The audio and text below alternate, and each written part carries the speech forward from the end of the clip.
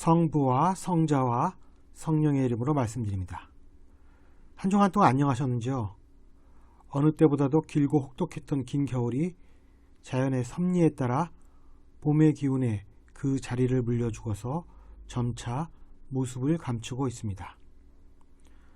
동양 철학에 따르면 4월이 되어야 완전히 겨울의 기운이 사라진다고 합니다.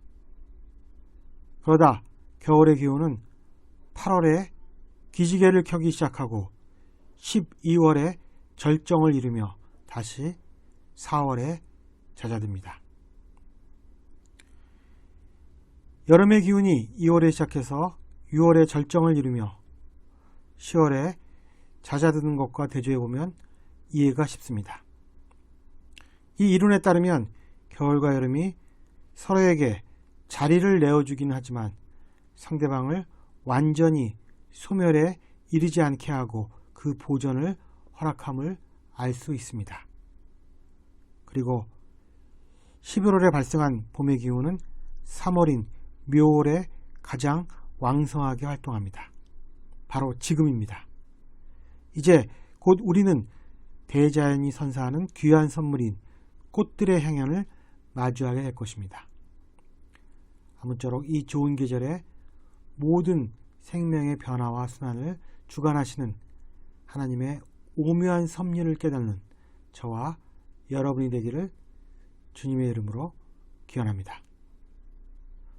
오늘 일독서인 출애굽기에는 광야로 나온 이스라엘 백성들이 목말라 죽겠다며 물을 달라고 모세에게 대들자 모세는 이 사람들이 자신을 돌로 쳐 죽일 것 같다며 하나님께 하소연하는 장면이 나옵니다. 인간이 광야에서 살기 힘든 가장 큰 이유는 아마도 물이 없기 때문일 것입니다.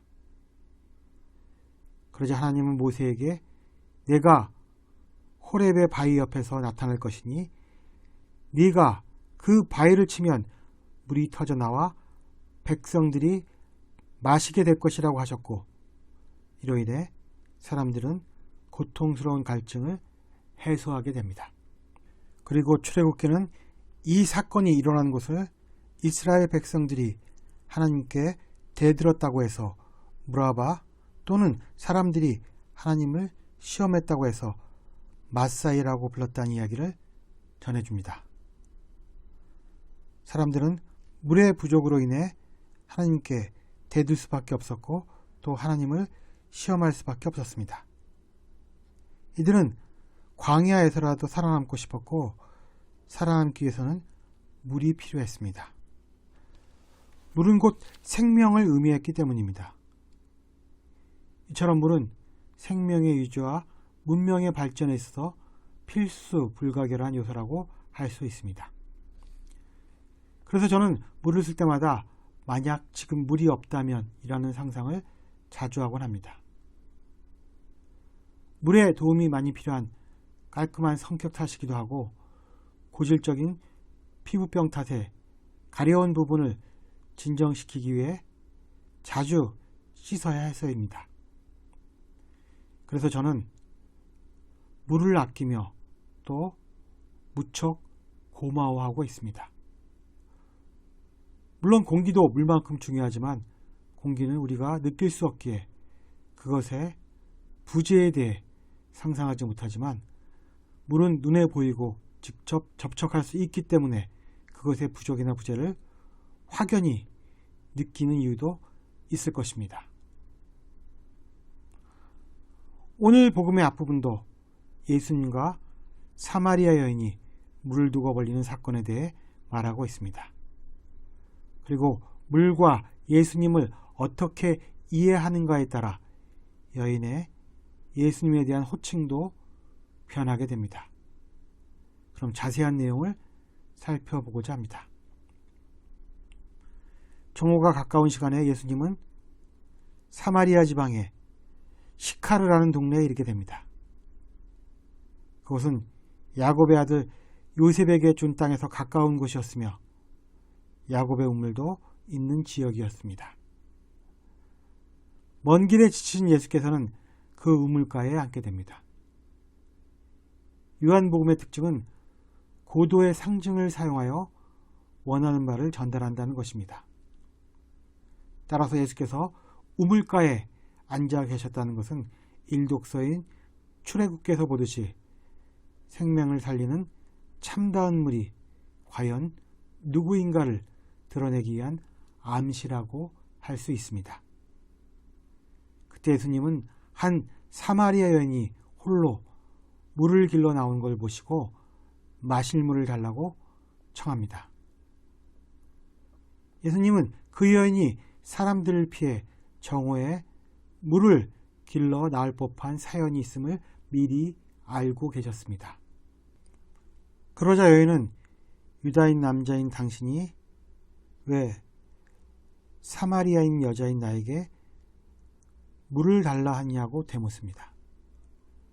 우리는 이 여인의 말을 통해 차별당하는 사마리아인 역시 유다인들에게 깊은 반감을 지니고 있으며 또한 여인이 예수님에 대해 물을 제공할 수 있는 우월한 위치를 차지하고 있음도 알 수 있습니다.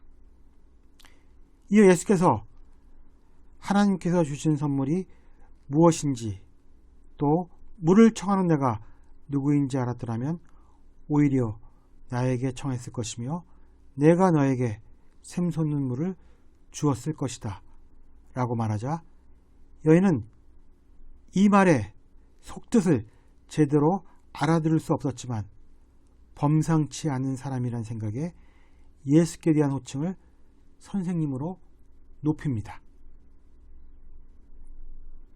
그러나 여인은 예수님이 말씀하신 물을 단지 물질로 이해하는 한계로 인해 물의 근원은 우물이요 그것을 준 사람은 야곱인데 그런 예수님이 야곱보다 더 훌륭한 사람이냐고 따지듯이 되묻습니다.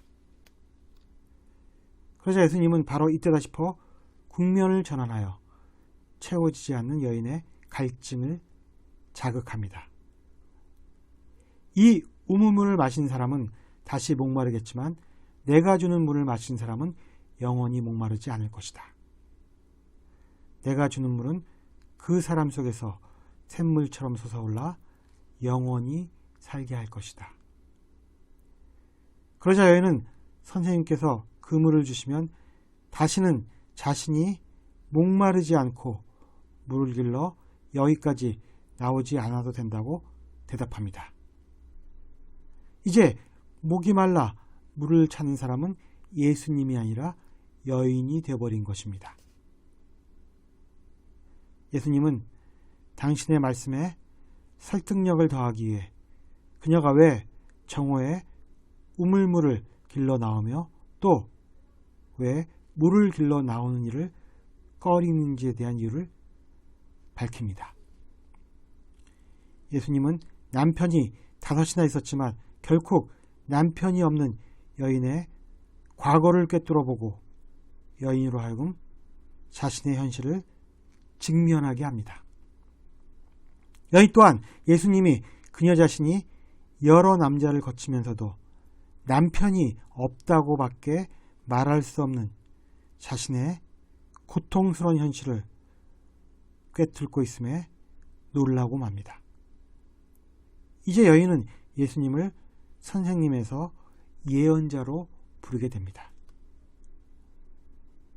여인은 감추었던 자신의 비밀이 드러나게 되자 자신에 대한 관심을 황급히 돌리기 위해 화제를 하나님께 드려야 할 참된 예배의 장소는 어디인가로 몰고 갑니다.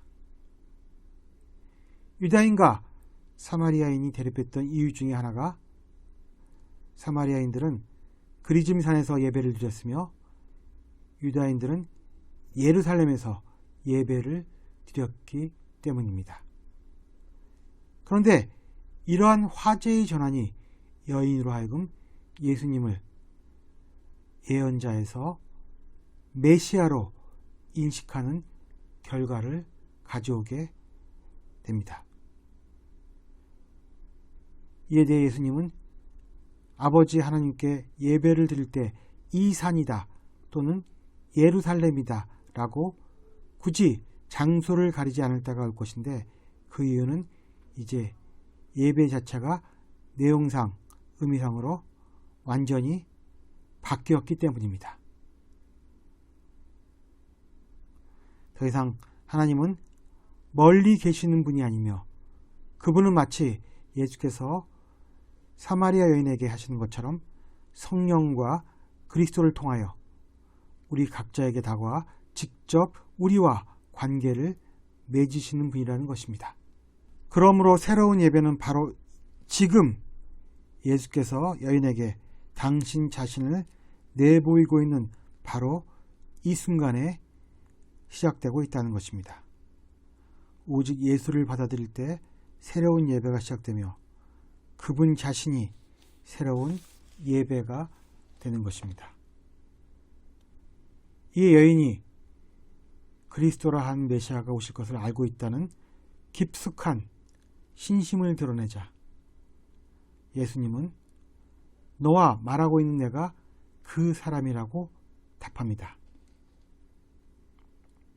여인은 사람들에게 내가 만난 분이 그리스도인지도 모르겠다는 고백으로 두 사람의 이야기는 끝을 맺습니다. 결국 여인의 예수님에 대한 인식은 당신에서 선생님, 선생님에서 예언자, 예언자에서 그리스도로 변화됩니다. 물에 대한 이해도 물질적인 물에서 영원히 목마르지 않은 물, 그리고 그 영원한 샘물은 바로 그리스도라는 이해로 나아갑니다. 이때 먹을 것을 사러 시내에 들어간 제자들이 여인과 예수님의 대화를 목격하고 놀라며 무슨 이야기를 나누었는지 묻지도 않습니다. 제자들의 세계관에 따르면 예수님과 사마리아 여인 사이의 대화 자체가 용납될 수 없는 일이었기 때문입니다. 그리고 제자들은 여인이 물을 먹는 물로만 이해했던 것처럼 예수님이 말씀하시는 양식을 실제적인 먹거리로만 이해하는 장면이 펼쳐집니다. 이에 대해 예수님은 영원히 목마르지 않는 물이 있듯이 제자들이 알지 못하는 양식이 있다고 하십니다. 그리고 그 양식은 당신을 보내신 분의 뜻을 이루고 그분의 일을 완성하는 것이라고 말씀하십니다. 한 이방 여인을 만나 당신이 그리스도임을 믿게 하고 나아가 그 동네 사람들이 당신을 구세주로 받아들이게 한 것. 이러한 복음의 전파가 바로 당신을 보내신 분이 말씀하신 양식이라고 하신 것입니다. 곡식이 다 익어 추수가 필요한 곳에서 곡식을 거두는 일. 이것이 바로 제자들이 해야 할 일이라고 하셨지만 정작 제자들은 예수님의 이 말씀을 이해하지 못한 것으로 보입니다. 오늘 복음에서는 단번에 그리스도를 알아본 여인과 여전히 선생님의 정체를 모르는 제자들의 모습이 대비를 이룹니다. 오늘 이 독서인 로마서의 말씀처럼 제자들도 고통이 인내를, 인내가 끈기를, 끈기가 희망을 낳는 지난한 과정을 겪으면서 예수님의 실체에 대해 눈을 뜨게 될 것입니다. 이미 여인이 겪어왔던 길인지도 모르겠습니다. 고통이 불러온 희망이 결국 한 이방인 남성을 그리스도로 받아들이게 한 여인의 이야기를 통해 이 사순절에 우리의 믿음을 살펴보는 저와 여러분이 되기를 주님의 이름으로 기원합니다. 성부와 성자와 성령의 이름으로 말씀드렸습니다. 아멘.